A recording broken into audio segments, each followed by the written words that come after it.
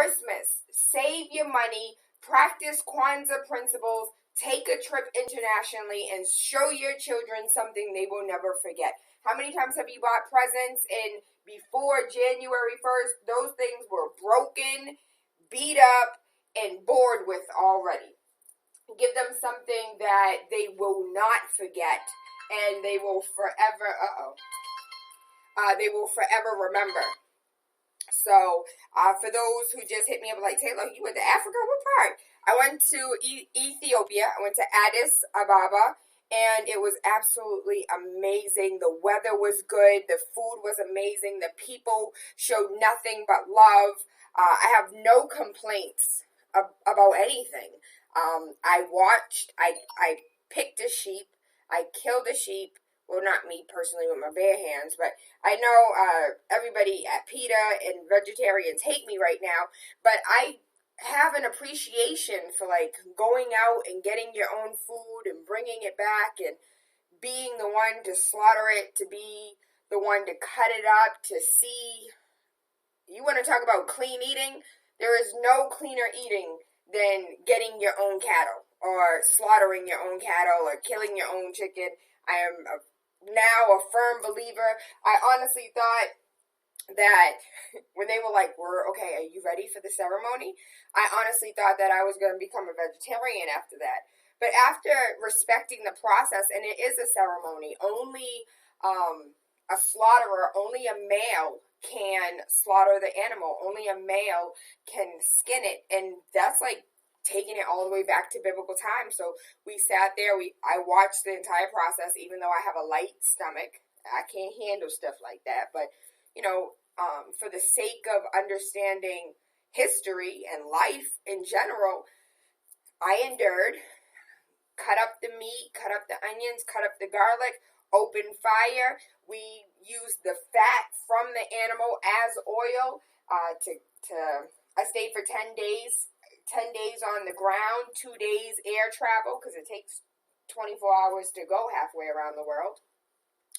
And it's an experience that, again, I believe I said it on Monday, I could sit on air for 3 weeks straight, no commercial breaks, no, after these messages, nothing, no shows, no nothing, just me, you, going through pictures, going through videos, and I still will not be able to explain or express to you the importance and the need for us to go back and experience it for ourselves. You want to talk about the eighth wonder of the world? Leave America. Anywhere outside of America is the wonders of the world. And it's beautiful. And it's freedom. And it's a sense of love and pride that you have never experienced before. And unless you get out of your own way, unless you get out of your own backyard, you will never understand what it feels like to be free. Big City 101.3 FM, Waking Up with TaylaAndre. I'm thinking, and I would love for your opinion, politics, news, conspiracies, or politics, news, interviews. Because we don't talk too much about conspiracies because, unfortunately, they become true. So it falls either into politics or news. So I'm wondering, how do you feel if we change it up and say politics, news, interviews? Because we have interviews at least twice, 3 times a week. Motivational Monday, Real Estate Tip Tuesday, Freaky Friday. How would you feel if we changed that conspiracy to interviews? 617-282-0062. Your opinion does matter. This may be the Wake Up with TaylaAndre show, but without you, it's nothing. So I want your opinion. I honor your opinion. I value your opinion. And I hope that you will share your opinion. Again, 617-282-0062. Or you can hit me anonymously, Facebook, Instagram, Twitter, TaylaAndre. You can hit me up anytime regarding whether or not you feel we should keep politics, news, conspiracies, or switch it up to politics, news, interviews, waking up your third eye with unorthodox conversations leading to universal consciousness. What do you think? We have a whole lot of news going on. I want to give a huge shout out to all my graduates. Woo! I want to give a huge shout out to Jay Simone. Jay Simone used to be on the Good Life Morning Show. She is in the process of giving labor. If not now, then soon. I know her baby girl's due date was yesterday, and she is on social media looking like a goddess, plastered in gold and glowing from her soul. Shout out to all the new moms. I know Mother's Day just passed, but there's I feel like this winter was pregnancy. Like, everybody got pregnant this winter.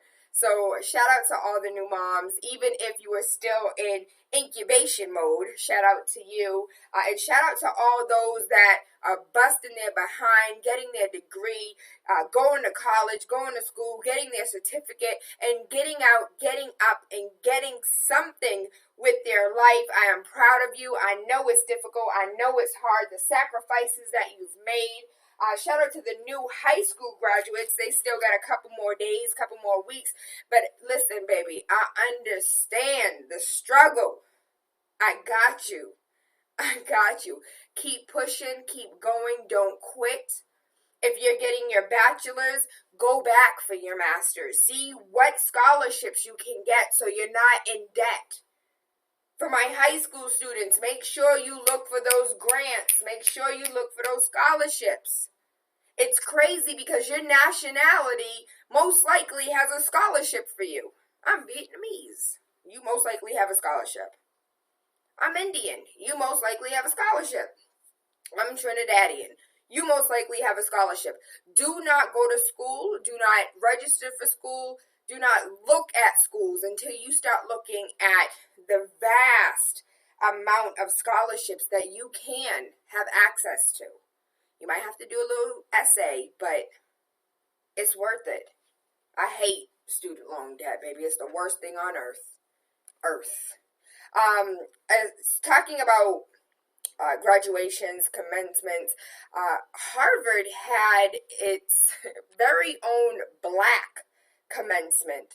And students are saying, you know, we wanted it segregated. We wanted to have our very own commencement. We didn't want to be with the rest of Harvard. We wanted to do our own thing, and they did. And, you know, I'm just here for the comments. There are a lot of comments that are saying, congratulations, black folks.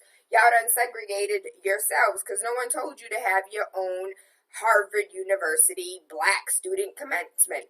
But black students at Harvard are getting their kente cloth stoles ready for a special graduation ceremony and all-black commencement. 2 days before the general university graduation, black students will celebrate the obstacles they've overcome and the accomplishments they've made despite racial issues they faced at their Ivy League school. More than 170 students and 530 guests have confirmed their attendance to the May 23rd celebration. Though black students have held separate graduations at predominantly white institutions before, the Black Commencement 2017 will be Harvard's first university-wide graduation ceremony honoring students of African diaspora. Student organizer Courtney Wood, shout out to that baby, a Graduate School of Education candidate, told reports how much the ceremony means to her. She said, I can only imagine how special I will feel when I walk across that stage and be able to honor my identity, my struggle at Harvard. I know this is exactly what students like me need to be inspired as we leave this place as emerging global leaders. Shout out to those babies who took the power into their hands, made a decision to be separate but equal. Are we hurting ourselves? 617-282-0062. Are we hurting ourselves by wanting to be separate? Is it better for us to be separate but equal? Taqua, you better not call because we already know how you feel. Taqua and Mr. Nubian's like, yep, exactly. We need separate. We need to do things by ourselves. But how does everyone else feel? Do you feel as if we need to have our own Black Wall Street, our own Harvard Black African diaspora ceremonies? Are those necessary? Or is it something that is a feel good? It's a feel good because we understand, Black mama, you finna clap every single Black baby name, even though they told you that, can you please hold your applause to the end? We already understand that you gonna scream and jump and because this is the first baby in the family to graduate, and especially from a Harvard.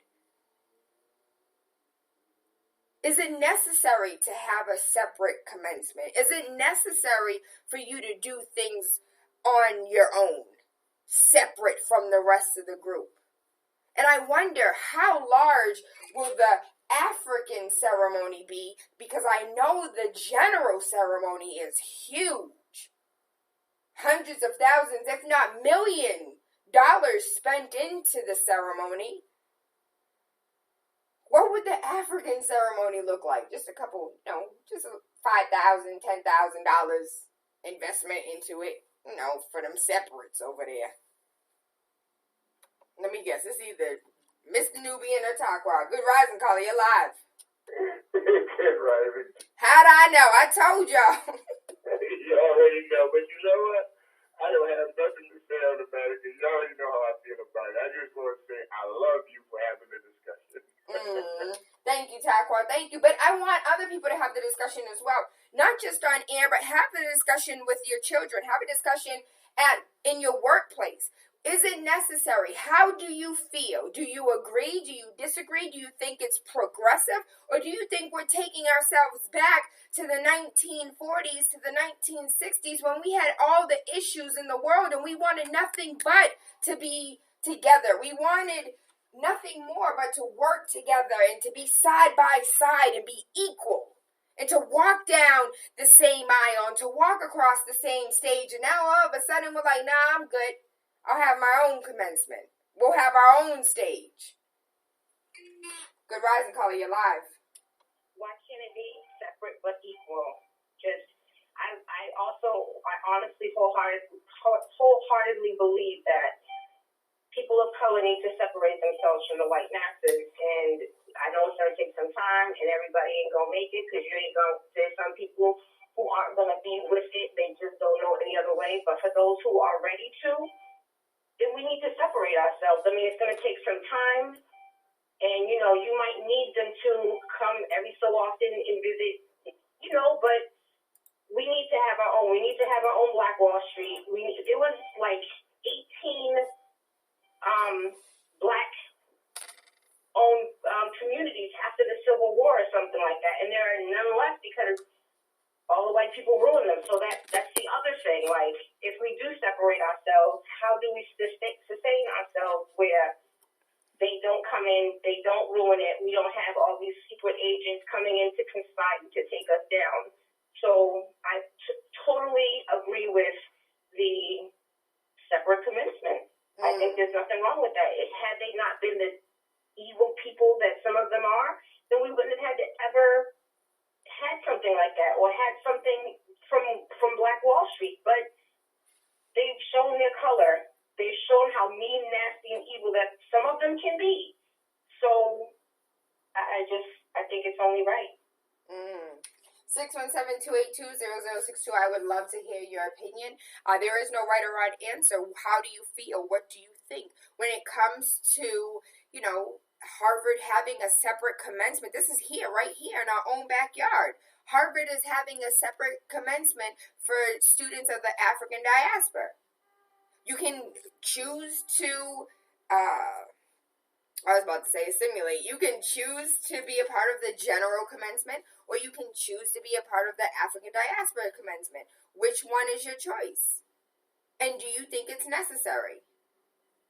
With all the hard work and dedication, our ancestors and those that came before us laid the foundation to bring the two parties together, to bring those two masses together, for us to be able to eat at the same kitchen counter, for us to sit on the same bus in the same area, for us to drink out of the same fountain.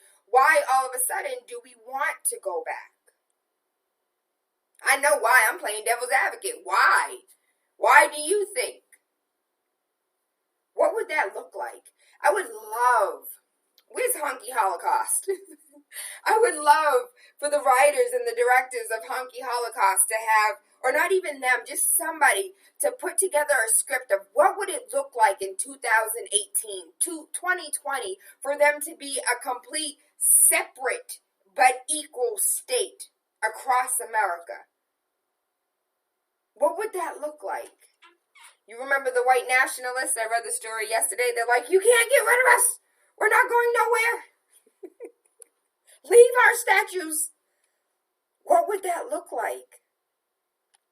I am completely interested. I don't say that to just pass time, waste air. I really honestly wonder what that would look like in this day and age. Would the Black Wall Street be more lucrative than the Wall Street that treads on the ancestors that were buried there? And for those who don't know,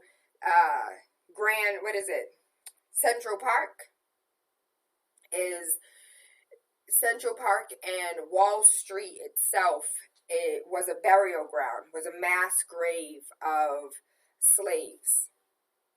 And instead of giving them a proper burial, they filled in the hole and built Wall Street. Would Black Wall Street be more poppin'? Would it be more lucrative? Would nations want to trade with Black Wall Street like they wanted to trade with Tulsa, Oklahoma? Just some food for thought, just throwing it out there. Nobody else wants to have these type of conversations. That's why I'm TaylaAndre. That's why they're unorthodox. Have you ever thought about it before? Have you ever had a conversation about it before? And I wonder, what would those white nationalists say? Hell yeah, give them their own. We don't like them anyways. That was my stereotype of a country bumpkin. I lived in Alabama. I can do that. We have another call on the line, 617-282-0062. Go rise and call you live. It's me again, Tayla. I just want to put one thing out there, that starting on page 161 of Message to the Black Man in America, it explains why, but not only why, but how to go about it. There's a formula laid out on how to go about that. It is also on the inside back cover of the Final Call newspaper, which the current edition will be in the city today. Elijah Muhammad laid it out very clearly, and guess what? Hey, what's going on, Birmingham? Israel took that blueprint and ran with it, and now they got some land from the Palestinians that don't even belong to them. The Palestinians didn't do nothing to them. So it's proven. It's a proven formula. So, it's not so far-fetched. And since President Trump wants to make America white again, we want to take away the dog whistle and just make it plain. We got the formulas. When we want to make America white again, then, carve it up with us, give us our share, and do you, and we'll do us. We demonstrated that we can govern ourselves, long before this. So one of the things that I would like to say, caller on line 2 and 3, I acknowledge you. Give me a moment and I'll pull you up. One of the things that I would like to say is I was speaking to Coach Carlos Norton, formerly of the 49ers. He is currently in Ethiopia. He is working tirelessly to bring basketball to Ethiopia, which was a complete foreign concept prior. It was just like, oh, that thing they do in America. But Coach Carlos Norton brought basketball to Ethiopia, and it was the beginning of summer camps. They didn't have summer camps prior to Coach Carlos starting a summer camp in Addis Ababa that was for basketball, but then other summer camps started popping up. One of the things he said when we sat down together was, as far as being in Africa, being in Ethiopia, being able to see Black people do what we in America have been brainwashed to believe is never possible, as far as governing yourself, as far as sustaining yourself, as far as being able to be a nation, within a nation, taking care of self. He was just like, when you come over to Africa, you start seeing, black people are the president, they're the police, they're the government, they're the business owners, they're everything. But when you're in America, you have this concept that, you can't do it. You're unable to do it. And then when you go back in history and it's like, after slavery ended, we gave you guys land and, quote unquote reparations. You guys had all the space in the world to do what you wanted, but you couldn't govern yourself. So we had to come back in and show you how to work it. And Coach Carlos is like, once you actually come home and you see what you're capable of, it blows your mind, because to an American, it's a foreign concept. We talk about all black everything, but you go back to the motherland, even though those leaders may be corrupt, they're still leaders in their free world. So I just wanted to throw that out there. Caller on line 2, good rising caller, you're live. Hello. Hey, baby, it's you. Hey, how are you? Hey. Yeah, so this is Janelmwrites. Oh, yay. Well, welcome. I was told that you wouldn't be calling until 6:30, but I'm so glad to have you. Really quickly, I would like to ask you a question, because this is the question that's currently on deck. Harvard is having a separate but equal commencement for the Black or African diaspora students at Harvard, and we're just, toying around with the separate but equal idea of separating ourselves from the masses. Do you think that is something that is even possible? Do you think we're taking ourselves back, like putting ourselves back in the Stone Age, reversing all of the hard work that our ancestors and those that came before us bust their behinds, got sprayed with hoses, bit up by dogs? Like, are we doing the right thing by even wanting to be separate but equal? Or are we heading in the right direction, governing ourselves and doing things on our own terms? Yeah, so I definitely saw the news about, having the first Black or, pretty much first Black graduation. Now, I will say that's something that a lot of universities, I went to a predominantly white university, and one of my high points in graduating was actually being at Black graduation. So I think that there's, especially when there's spaces where we're not always included, or, we have to fight extra just to have a seat at the table, or, we just essentially want to celebrate ourselves. I don't necessarily see it as, personally, I don't necessarily see it as we are separating ourselves. I think we're just creating a lane for ourselves to celebrate our accomplishments, while others sometimes don't know ways to do that. So I took it more as, why not, let's celebrate our accomplishments amongst our people. And I'm sure many of those students will be in attendance at the May graduation. But again, it's just an opportunity to kind of fellowship as a community and celebrate the hard work that was accomplished over there for 5 years. I love that answer. Thank you, Janelle. Really quickly, before we introduce you, how was your Black graduation? How did that feel? What did that look like? For me, it's a foreign concept. I could not imagine if I graduated from Pine Manor, but I claim Birmingham Southern all day because that's really where my loans came from. But I could not imagine a Birmingham Southern or even a Pine Manor having a separate commencement. What did that look like? What did that feel like? And would you even inspire others that are planning their graduation in 2 and 3 years to do the same?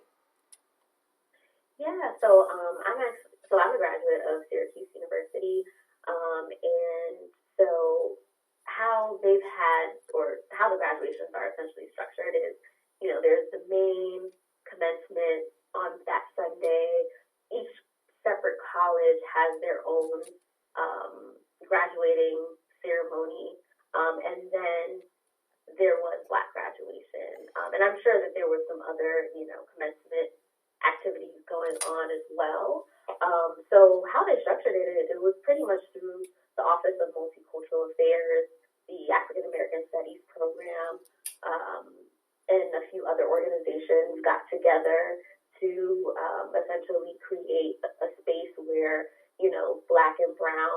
students to come and not only walk the stage, but also they had exclusive programming that was for us, right? So we had someone speak at Black graduation as well, not like a valedictorian style, but just someone,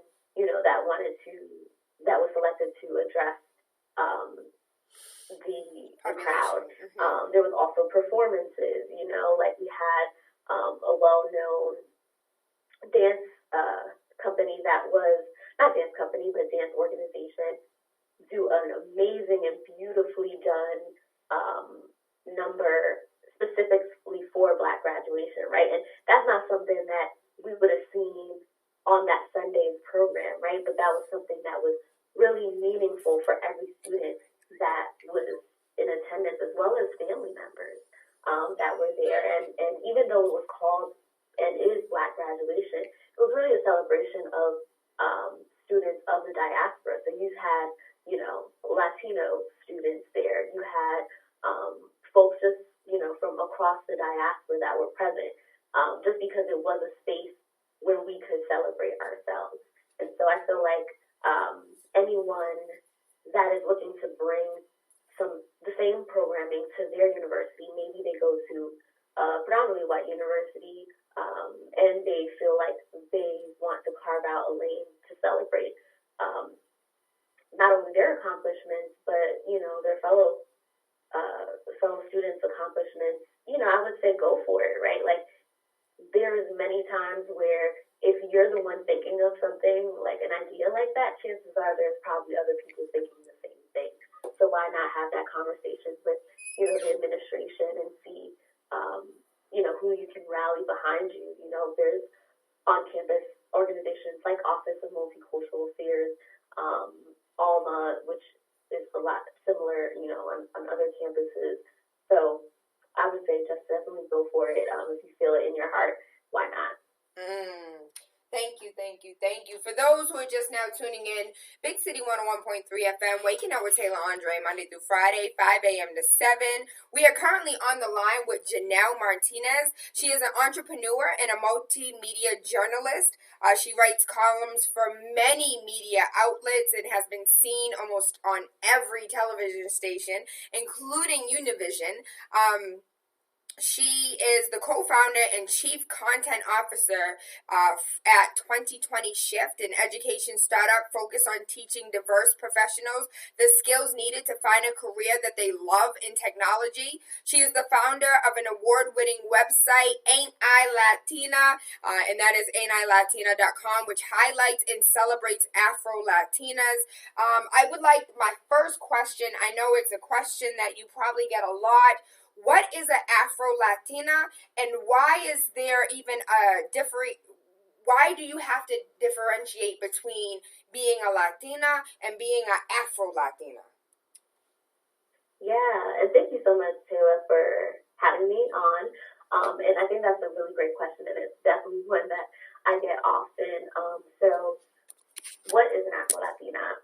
An Afro-Latina is a woman, or if I use the term Afro-Latino or Latinx, that's more inclusive of everyone, is really a person that identifies, with their Latinx roots. So this is someone that has lineage, whether it's them personally, their parents, grandparents, as far back as whatever they can trace, has connection to Latin America, but recognizes and celebrates their African roots. And so when you think of Latin America, and commonly when we have the conversation around Latinos, in all honesty, like it's an ethnicity, right? It's an ethnic group. It's not it's not race, right? So when you're speaking of like Latinos, Latinos can be Black, can be white, can be Asian, right? And so the thing with media, a lot of times, and it's not specifically just media. I think it's the general conversation. Latino identity is seen as very, singular. You see people like J-Lo, you see people like Sofia Vergara, and that's amazing. But there's also people that look like myself, people that look like Zoe California, amongst many others. And so really the recognition of being Afro-Latinx is just identifying with, yes, our Latin American lineage, but also our African roots as well. And that's something that, being of Honduran descent, and specifically Garifuna, which amongst Garifuna culture, a lot of our traditions you can still go to West Africa and see the direct correlation. And that's the case with a lot of, African presence is so deep-rooted in Latin America, but it's not always recognized outside of the general conversation. And so really, it's just celebrating that and acknowledging those roots.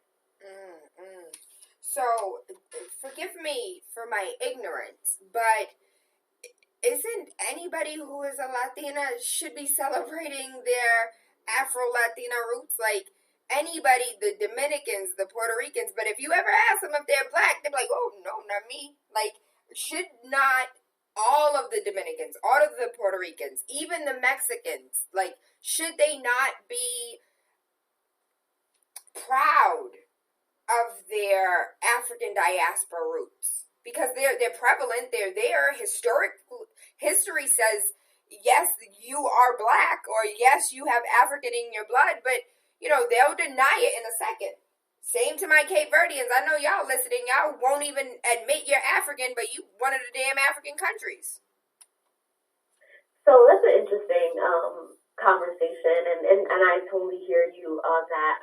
And I think, honestly, it's the roots of colonization, right? Colonization is the reason why we have African Americans, we have Latinos, we have, so many different groups. But,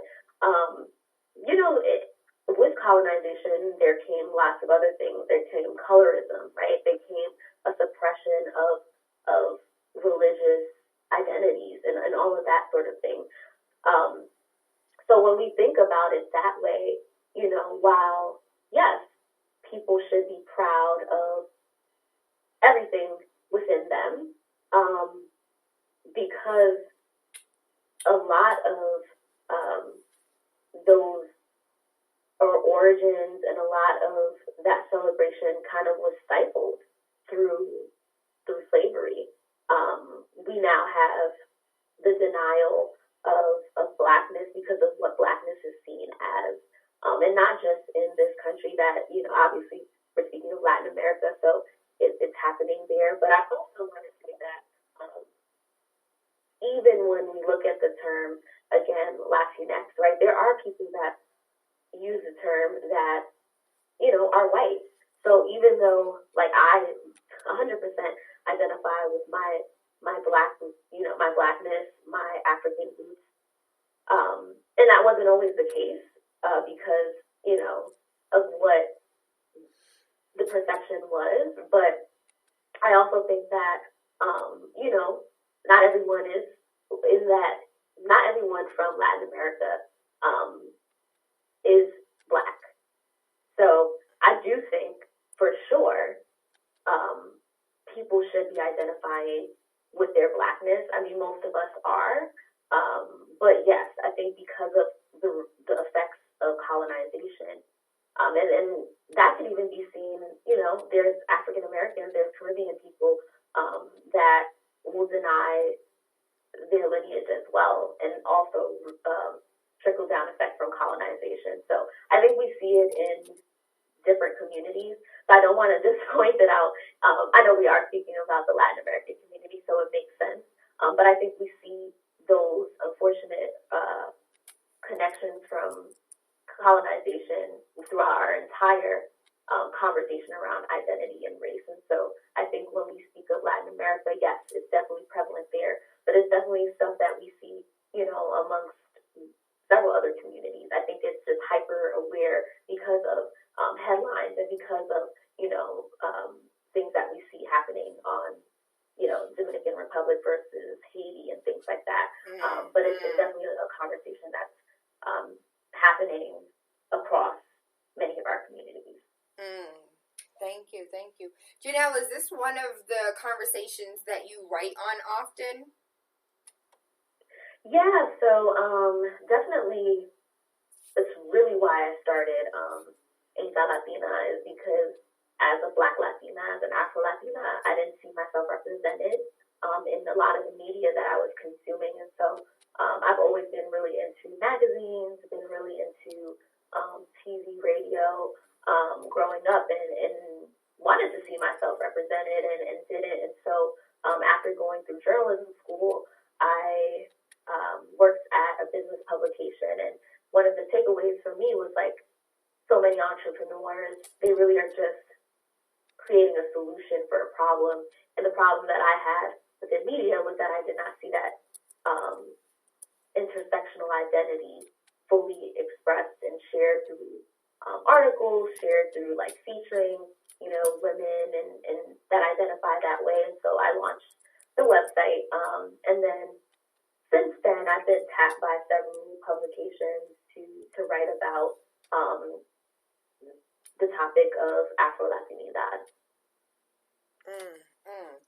And how do you feel, okay, how do you feel about having to create your own lane because there was no space or no publication that was catered to you, and now all of a sudden, now that this lane is created, you created it, people wanting to merge into your lane, people wanting you to merge into their lane, are you going to stay independent and stay in your own lane, or do you plan on merging? Do you plan on, jumping on somebody else's bandwagon or being a part of somebody else's publication, or are you just going to stay a freelance writer where, y'all could pay me, but I'm going to stay right where I'm at?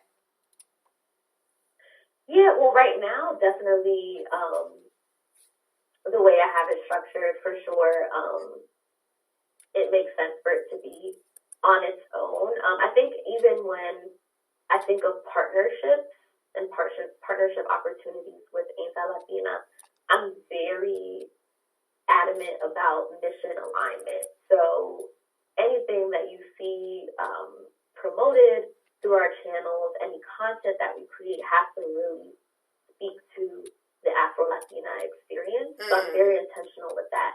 And so I think as far as, the potential to, merge with an outlet or anything like that, I think, that's definitely an opportunity down the line, but it would have to really make sense on a mission alignment, sector, just because, I think sometimes this is partnerships, this is like mergers, they can go really well, but there's sometimes some conversations that are not had around like, oh, well, this is the type of content that we cover. What if we covered this? Like, there's just so many things that couldn't be like out of your hands once you like join forces with especially a larger media company, because their focus is, as any platform, is revenue, but that also can look very different for everyone. And so maybe if it made sense on a mission focused way, and a bottom line, absolutely. But also too, right now, being an entrepreneur and having more than one venture is not something that I have on my mind to like merge as of right now. But I definitely would love to, like, if the right opportunity came, it's definitely something that I'm not opposed to. Absolutely. So AintI Latina is your baby right now. What exactly is the website and who is it catered for? And for as far as the listeners, what on the website would draw them in and keep them in? Yeah, so AintI Latina, our tagline is pretty much, it's created by an Afro-Latina for Afro-Latinas. I definitely am the target market for this website because I, started it essentially because I saw that there wasn't content being produced around the conversation of Afro-Latinidad for us in a way that would engage me regularly. So if you go to our website, definitely, I think several of the articles would resonate, especially if you're interested in learning more about culture and identity from the lens of a Black Latina. So if you're looking to learn more about, for example, Garifuna or Garinaku people, which is what my family is from, or can you break that down? I'm sorry to interrupt. Can you, because you said that earlier and I didn't catch it. Can you break that down? Explain a little bit more what that is and what that means. Absolutely. So people that are Garifuna, so it's a people and a language. And Garifuna people actually exist from St. Vincent all the way down Central America. So Guatemala, Honduras, Nicaragua, even Belize.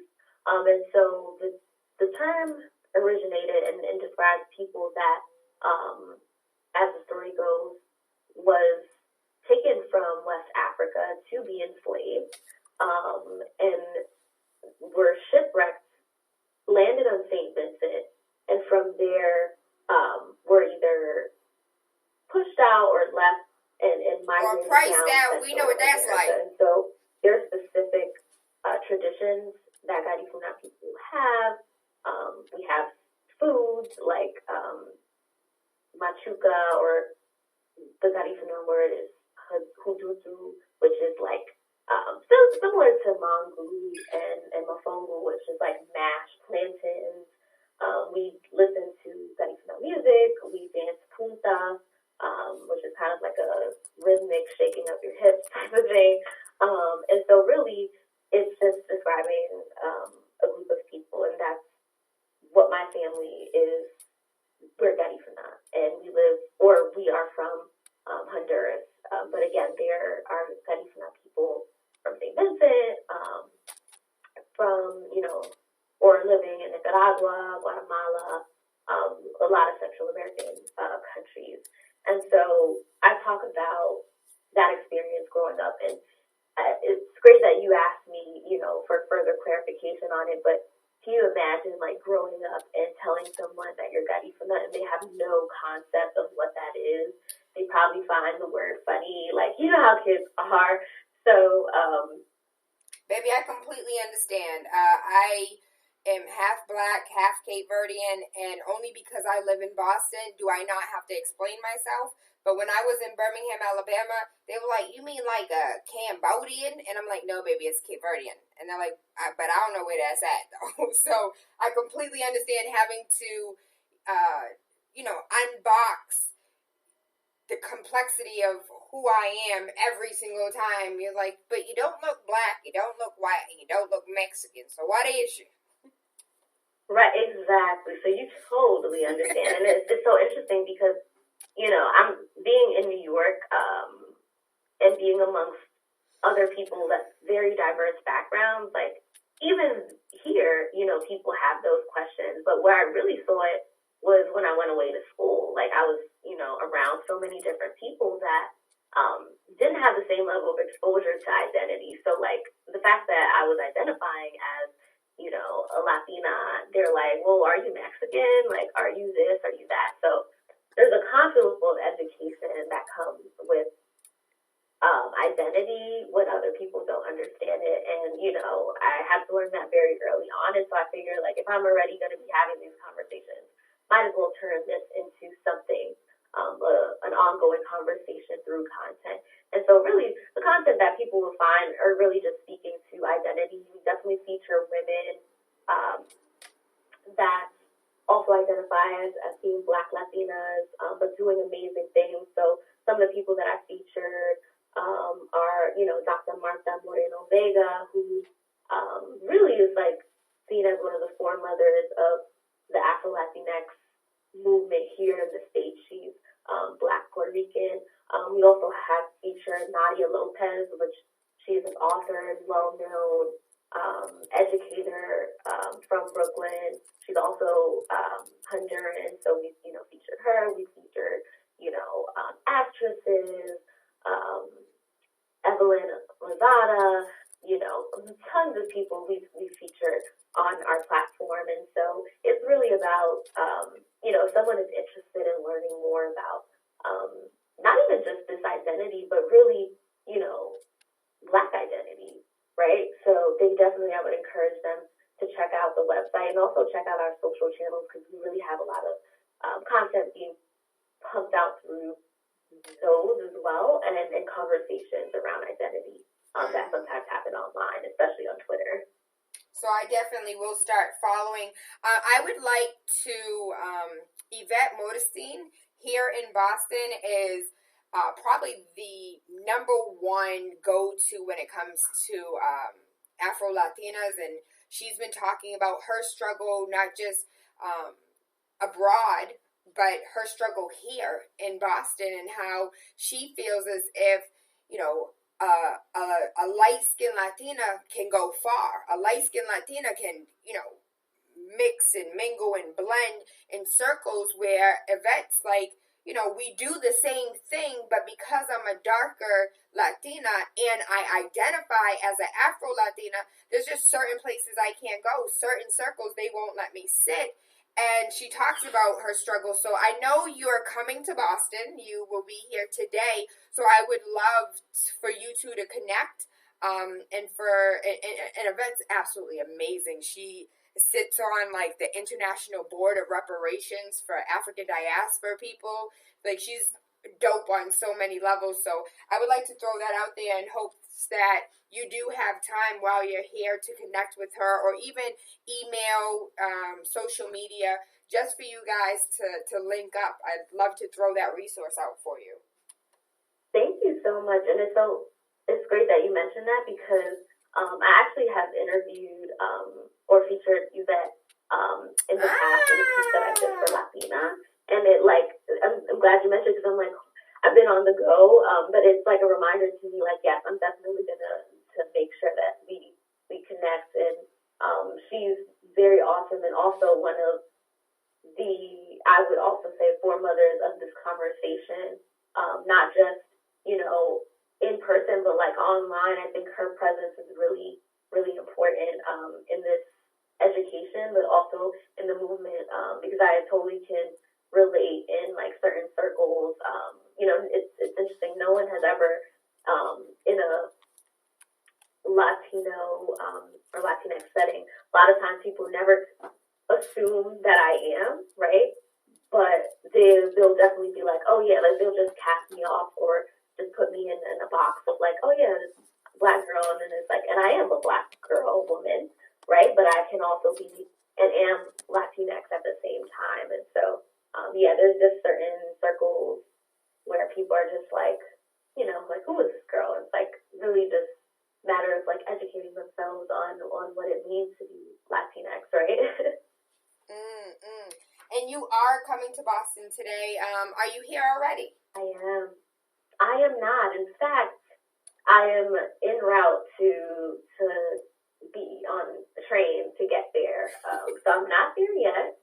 Still in New York, but definitely I will be there by early afternoon. Tell us a little bit about why you're coming to Boston and the event that has been promoted for the last 6 weeks. I swear it is my feed. It is my timeline. I don't think anything else other than your picture has come up. Oh, wow. Well, that is awesome. I think I have to give a shout out to Brad Boston. So that's Boston's Racial, Economic, and Activated Dialogue. They're amazing, and they've been hosting Startup Classroom with their lineup of partners. And so really, my trip to Boston and tonight's conversation is going to be around creating your lane and your narrative. So it's titled Executing on Your Story, How Tech and Culture Meet to Create a New Narrative. And so really going to be just speaking about my own story and how I've gotten to where I am right now and creating a lane for, people to have conversations around culture and identity, and how I've utilized technology and digital media to do so. And so I'm excited for the conversation. I think it's going to be really engaging. I would encourage anyone that is looking to content, any creatives that want to, network with other creatives for sure, but really going to have a conversation around, like, how do you create this lane for yourself at the intersection of technology and media. So it's going to be a good conversation, and I'm excited for it.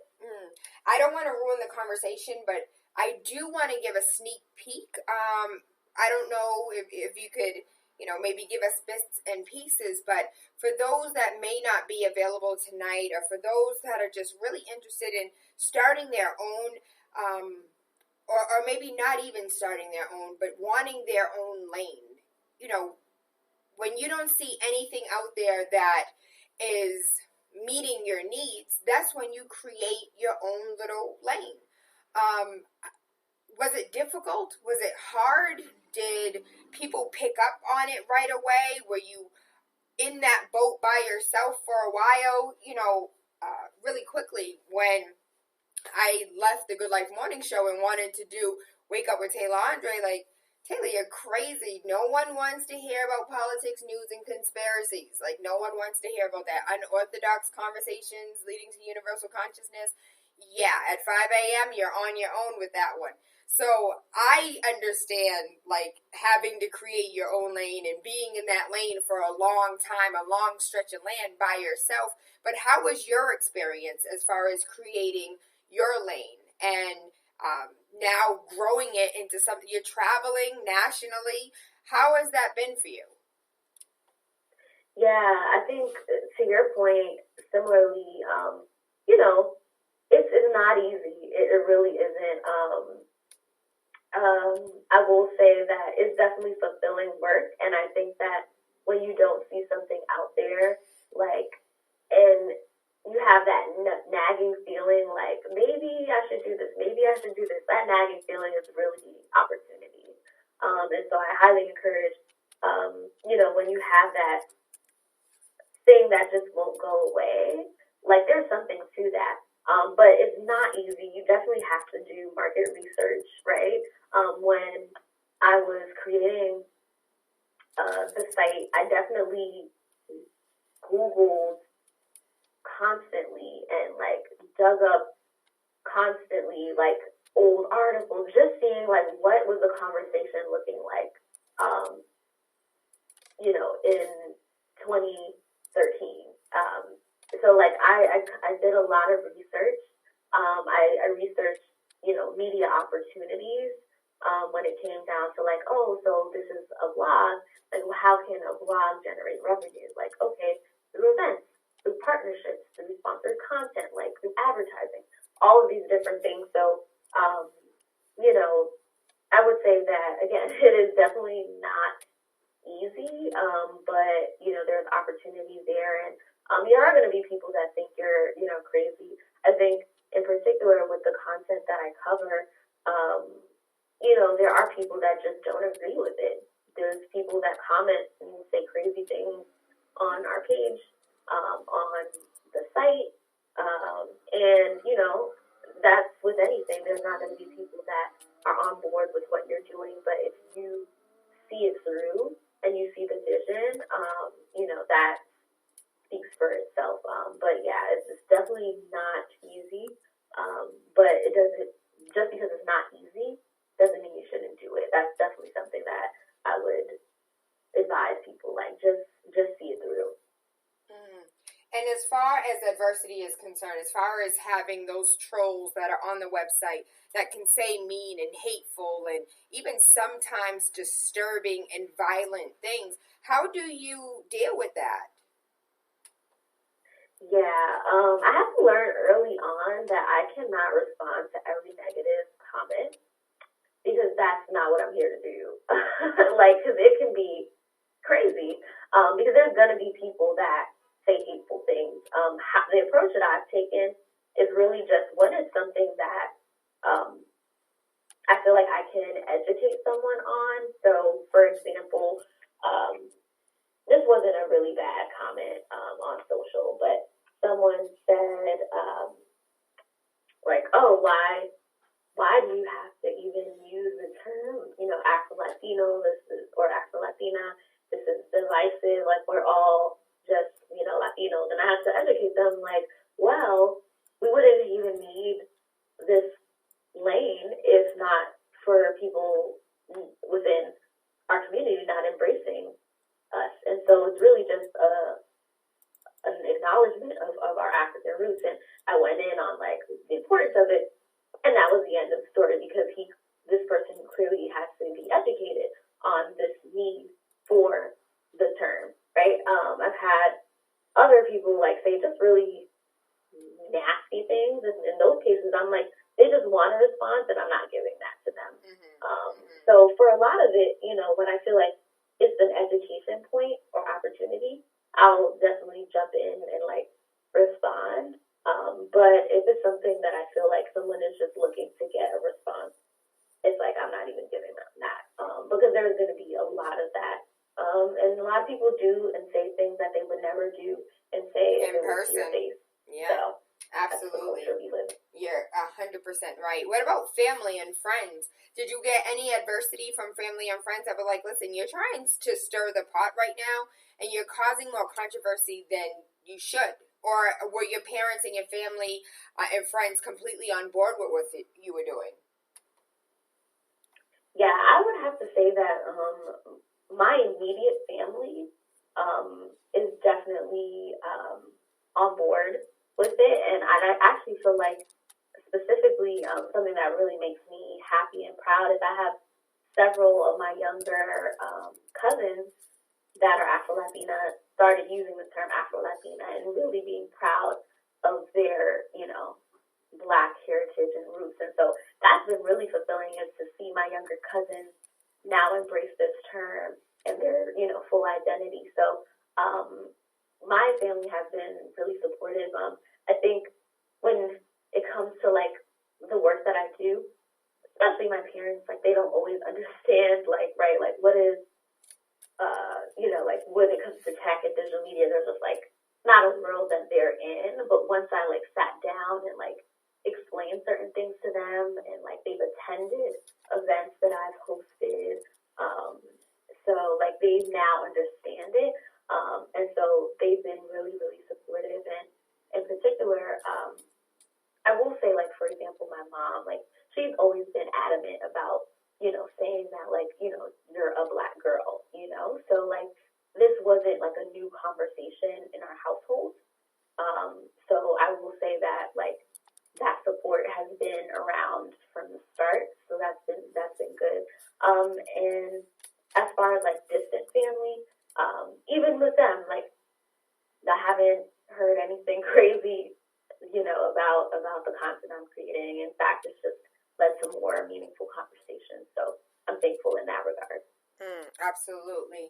So we're coming to the top of the hour. Could you really quickly tell people where they can find you tonight, how they can be a part of tonight's event, how much it costs, where is it located, and what else we could expect when we come and meet you this evening? Yeah, so Good rising. Janelle Martinez. Tonight I will be having a discussion powered by bread. And so if you're interested, of course, in attending tonight's event, you can come through to the Brucey Boiling Building. So that's 2300 Washington Street. And you can RSVP through bread. If you go on their Instagram, you can like click the link in the Eventbrite. It's a free event, so definitely come and check it out. I'll be talking about pretty much storytelling and the intersection of media and tech. And the title of my talk is Executing Your Story. And I'm really excited to meet all of you folks. So definitely come through, check it out. I know that the weather is warm, and I'm sure there's lots of events happening this evening. But really, we're going to have a valuable conversation. And my goal in it is to make sure that anyone that's in the space tonight, whether you have an idea and you're just looking to take it to the next level, or you already have your business venture and are looking for additional, ways to, scale it, that can be accomplished through tonight's conversation. So definitely come check it out. Thank you again, Janelle Martinez. Really quickly, if you didn't get it the first time, Bread presents Startup Classroom featuring Janelle Martinez, founder of AintI Latina, founder and CEO of 2020 Shift. Bread is Boston's racial and economic activated dialogue. A huge shout out to Justin Springer. Huge shout out to Roxanne Longoria. I am so proud of their work. I'm so proud of everything that has come out of Bread. We, in the past, have had some of their speakers on the show, and I thank you, Janelle, for being a part of the show today. Again, if you're just now tuning in, Janelle Martinez is an entrepreneur and a multimedia journalist. She has written columns. You probably have seen them in every publication. You've seen her on every news station.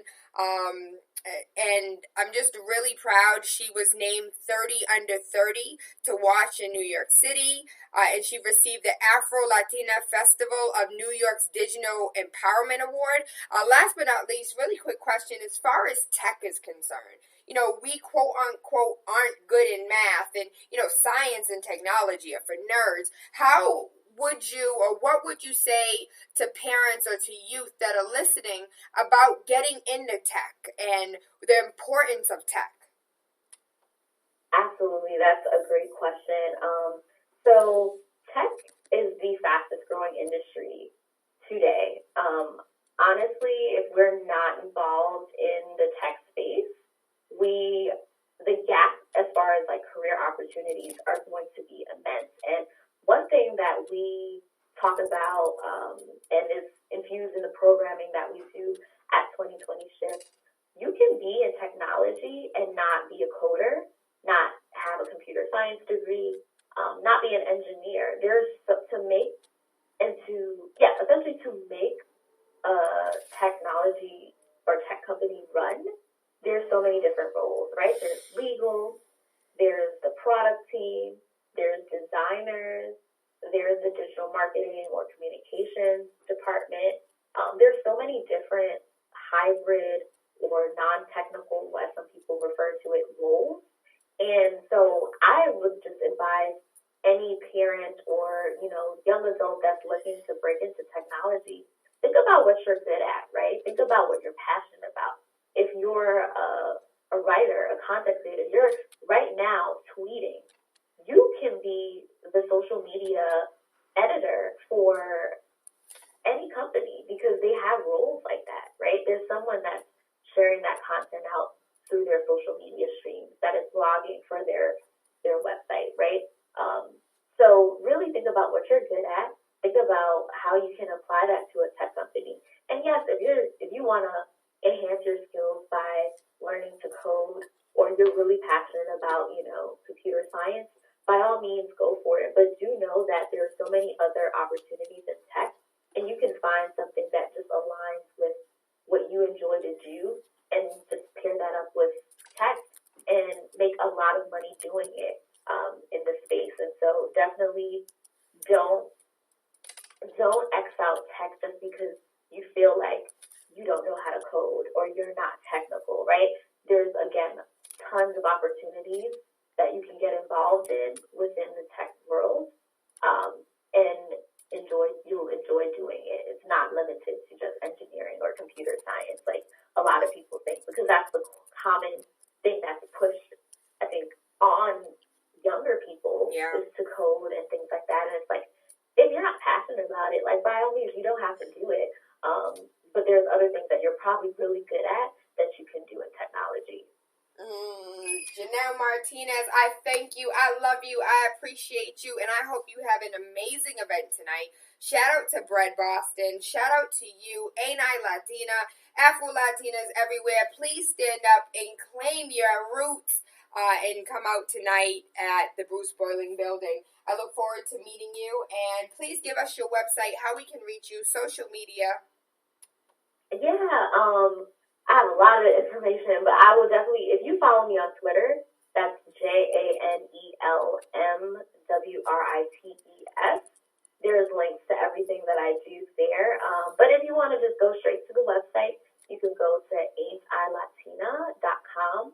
Also, for the tech folks, go to 2020shift.com, and you'll see all of our channels there. But definitely, I'm looking forward to seeing many of you listeners out there tonight. And Tayla, thank you so much. I think what you're doing is amazing. And I'm looking forward to meeting you as well, for sure, in person. That makes two of us, darling. Again, thank you. We love you. We appreciate you. Good luck in all that you do, and I hope you have an amazing day. Thank you. You too. Really quickly, we just got somebody on Facebook that asked if you could repeat the Twitter again. Oh, yes.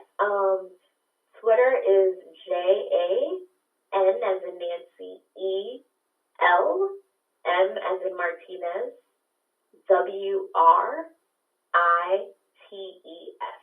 So Janelle M. Writes is my Janelle M. Writes. And we got that, and we're going to make sure that everyone gets that as well. Again, thank you, love you, appreciate you, and hope you guys have an amazing day. Big City 101.3 FM, Waking Up with TaylaAndre, Monday through Friday. Really quickly, because Janelle gave some facts, but I want to give a little bit more in depth. If you're in technology or planning to be in one, the average salaries in the U.S. jumped 7.7% to $96,370 annually. It was a lot lower before when tech wasn't really that big, but tech is booming right now. If you have a child that likes to build things, that's being an engineer. If you have a child that likes to mix together, ingredients, I swear, Asaria is an engineer in every right. She wants to make things and build things, and she is the slime queen at her school. That girl's she's so talented. She created slime and sells it at school to students. Now they like these little spinner things, but she was selling slime, mixing baking soda, baby powder, soap, and oils. And I'm like, what are you doing? She was like, I just want to see what happens. And as much of a mess as she always makes, and how I'm the one that's always cleaning up the darshgone mess, one of the things that I do appreciate is the fact that she is willing to try. She is willing to step outside of her own box and see, let me see what this looks like. And she'll put ingredients together, she'll taste it, she'll smell it, she'll play with it, she'll, come back and try another recipe, and she's a dope cook because of it, too. I can't even lie. Asaria can make a bomb cake. She's amazing. And I would like to say to parents, give your children the freedom to try things. I promise, I don't like the fact that she uses all the damn dish detergent, laundry detergent to make slime. I hate it. But one of the things that I do wait for is when she is 30-something years old and she's like, my mother never stifled my growth. My mother never told me, no, I couldn't mix these things and see what these things create. My mother never stopped me from, experimenting. And that's her and Ari call it. Can we experiment? Can you experiment with what? I got scientists in my kitchen, y'all.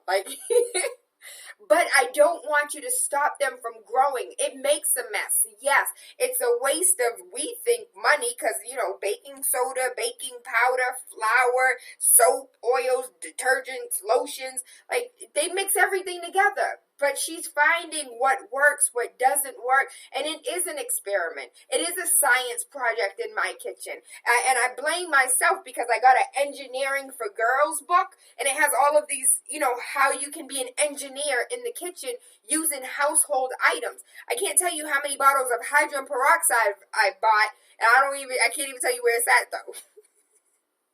So just give them the space, give them the room, give them the opportunity to be those little scientists. Because if you can make $109,000 starting out, you better let that baby play in the kitchen. You better let the baby mix the ingredients. Go on, baby, go on. Because somebody's going to need to take care of you when you get old. At least let them try. If they don't like it, they can move on. Those little builder blocks and Legos and iText or whatever it is. Like, I let Anari play all day long. Like, build what you want to build. And the fact that he can build a swing set with a slide and build towers, and I think I personally don't think that I'm capable of doing such things. You can do all things through Christ who strengthens you, but, I don't have the patience for it. What are your children's talents? And let them find their own way. I'm talking to Haitian parents right now. You have to be a doctor. You have to be a nurse. No, I don't want to. I hate blood. Can I do something else? Can I be something else? I like paint. Can I be an artist? Please do not stifle the growth of your child because you're scared. Because you're fearful. Don't pass that fear on to those babies. Let go and let God. Of course, I got to update you on what's going on. Go fund yourself. Prevent begging from being a part of your legacy, because Go Fund You is not how you bury family. It's not.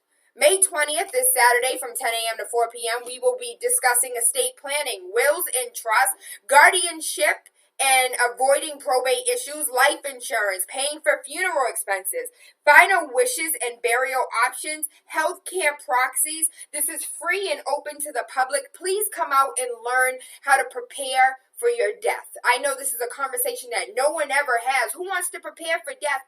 But with what the violence that's going on in the city, with the deteriorating healthcare, we don't know when our last day is. We don't know if we get sick today, you can't get any healthcare, you end up dying tomorrow. Really quickly, there was an idiot out of Idaho. I can't stand today's politicians.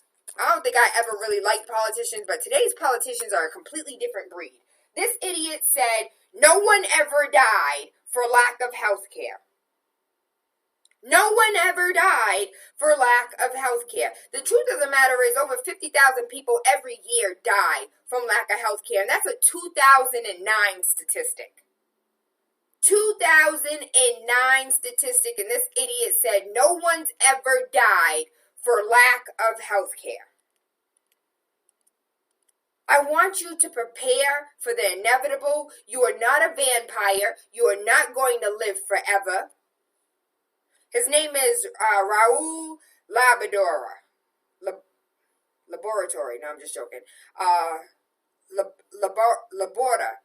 He's for Idaho, and I went ahead and tweeted him. Nobody dies because they don't have access to health care. And then I went ahead and had to put up a American Healthcare Public Health Journal statistic from 2009 that 45,000 people die every year from lack of health care. I wonder if you want to recant that statement now. I even asked him that. He hasn't responded back to Twitter. Go fund yourself. Do not let GoFundMe be a part of your legacy. Thank you to YPN, the Urban League of Eastern Massachusetts, because they continue to back me and support me. I have ideas, things that we talk about on air, I want to bring to a classroom setting, don't know exactly how to do so. And YPN, Urban League of Eastern Massachusetts, shout out to Nahami. And they're like, Tayla, let's just do it. We got to teach the people. We have space. Let's get it done. 88 Warren Street. That's in Roxbury. It's directly across the street from the Roxbury Library. We have parking in the back. There's street parking. We will feed you. Your belly will be full. Shout out to Prestige Cuisine. We'll have some either vegetable rice, some jollof rice, some fried rice. We'll have some stewed chicken, some jerk chicken. I don't know what we'll have, but your belly will be full and it will be good and you will learn. And it's Saturday from 10 a.m. to 4 p.m. and estate planning, wills, trust, guardianship, avoiding probate issues, life insurance, paying funeral expenses, final wishes and burial options, healthcare proxies. These are things that we should be learning. These are things that others are taught within their family unit at the kitchen table, at the dinner table. But we have to wait until we're ready to find this information. We have to wait until, we meet somebody to find this information. Absolutely not. This information is readily available, and we're going to make it public on Saturday. I hope to see you there. Again, it is free. All you have to do is show up. There again tonight, Bread is having their event there. That's at the Bospoli building from 6:30 to 9:30. Janelle will be there talking about tech. She'll be talking about being an Afro-Latina.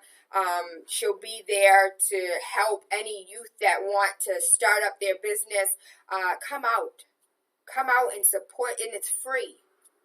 Support one another, support each other.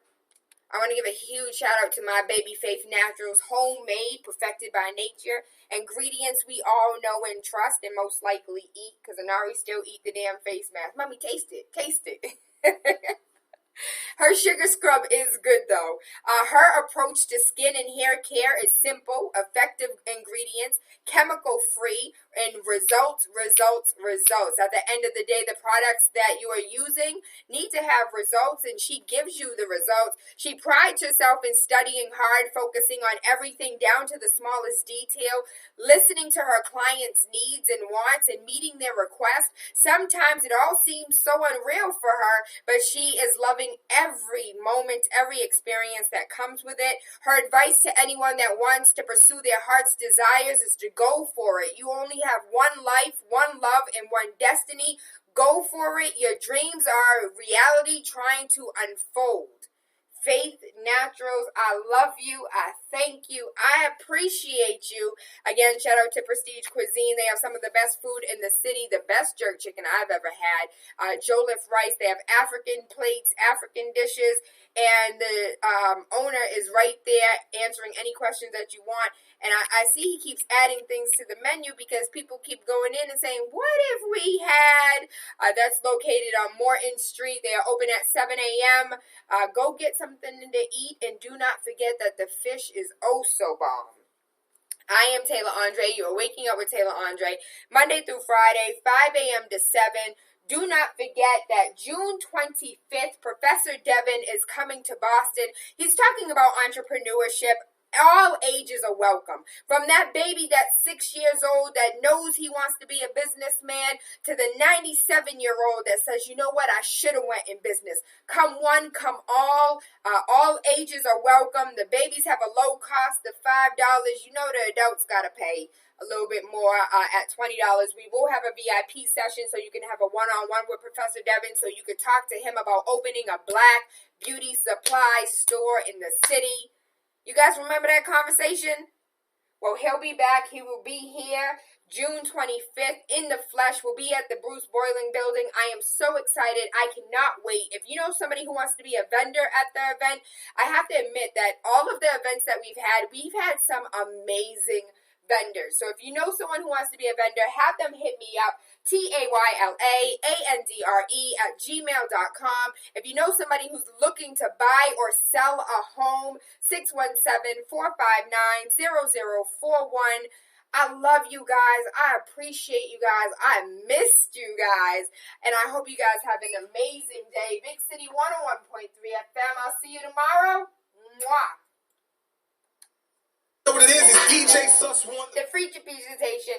How you guys feel? Wake up with TaylaAndre, Monday through Friday, 5 to 7 a.m. on Big City 101.3 FM. Wake up with the Radio Rebel. Politics, news, conspiracies. Or politics, news, interviews. What do you guys think? How do you feel? Your opinion matters. Hit me up. TaylaAndre, Thor.com behind it, and let me know what you think. 101.3 with my homegirl, my buddy, my friend, TaylaAndre, Boston's #1 talk show. Keep it live. If you know like soca.